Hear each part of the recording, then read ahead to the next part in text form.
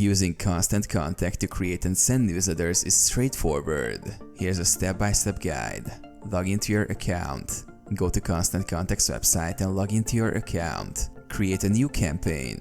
From the dashboard, click on Create or Create Campaign. Choose Email to start a new newsletter. Select a template. Constant Contact offers a variety of customizable newsletter templates. Browse through the options and select one that suits your needs. Design your newsletter.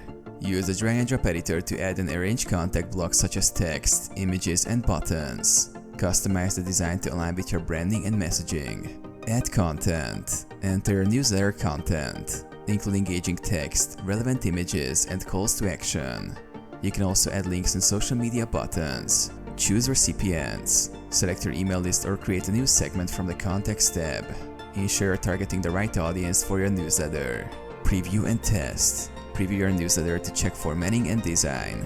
Send a test email to yourself to ensure everything looks as expected. Send or schedule. Click Send to deliver your newsletter immediately or schedule to set a specific date and time for sending.